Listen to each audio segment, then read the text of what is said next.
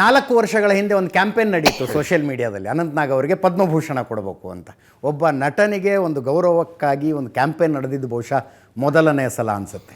ನೀವು ಹೇಳಿದಾಗೆ 3-4 ವರ್ಷಗಳಿಂದ ಅಂದರೆ ಈ ಪದ್ಮ ಪ್ರಶಸ್ತಿಗಳನ್ನು ಕೊಡುವ ಪ್ರಕಾರ ಇತ್ತು. ಅದು ಬಹುಶಃ ಮೋದಿಯವರು ಬಂದ ನಂತರವೇ ಅದು ಬದಲಾಯಿತು. ಹೌದು.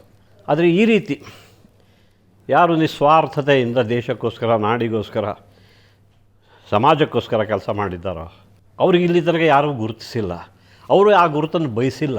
ಎಸ್, ಅಂಥವ್ರಿಗೆ ಕೊಡಬೇಕು ಅಂತ ಮೋದಿಯವರು ಹೇಳಿದಾಗಲೇ ಒಂದು ಜನರಲ್ಲಿ ಒಂದು ಸಂಚಲನ ಆಗಿತ್ತು. ಅಲ್ಲಿಂದ ಶುರುವಾಗಿತ್ತು.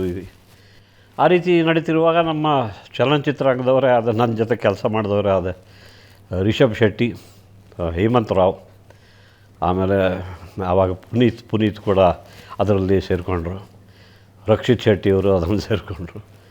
ಅದೇ ರೀತಿ ಎಲ್ಲ ಆಮೇಲೆ ಎಲ್ಲ ನನ್ನ ಪತ್ರಕರ್ತ ಮಿತ್ರರೆಲ್ಲ ಅವರು ಕೂಡ ಕೆಲವರು ಅಭಿಯಾನ ಶುರು ಮಾಡಿದರು.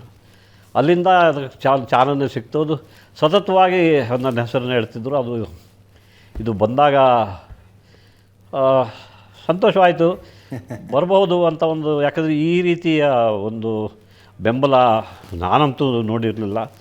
ನಾನಂತೂ ಅರ್ಜಿ ಯಾವುದಕ್ಕೂ ಹಾಕಿದವನಲ್ಲ. ಅಂಥದ್ರಲ್ಲಿ ಜನರೇ ಮಾಡುವಾಗ ಸ್ವಲ್ಪ ಒಂದು ಕಡೆ ಸಂಕೋಚ, ಒಂದು ಕಡೆ ಮುಜುಗರ. ಅದು ಬಂದಾಗ ಆಶ್ಚರ್ಯವಾಗಲಿಲ್ಲ. ಅದಕ್ಕೆ ನಾನು ಅದನ್ನು, ಇದು ಕನ್ನಡಿಗರು ನನಗೆ ಕೊಡಿಸಿದ್ದು, ಮೋದಿಯವರು ಅದಕ್ಕೆ ಕಾರಣೀಭೂತರು. ಆದರೆ ಕನ್ನಡಿಗರೇ ಇದು ಕರ್ನಾಟಕದ ಕನ್ನಡ ಚಲನಚಿತ್ರರಂಗ, ಕರ್ನಾಟಕ, ಕನ್ನಡಿಗರು ನನಗೆ ಇದನ್ನು ಕೊಡಿಸಿದ್ದಾರೆ, ಅವರಿಗೆ ನಾನು ಚಿರಋಣಿ ಅಂತ ನಾನು ಆವಾಗಲೇ ಅದನ್ನು ಹೇಳಿದ್ದೆ. ಅದು ಸತ್ಯವೂ ಕೂಡ.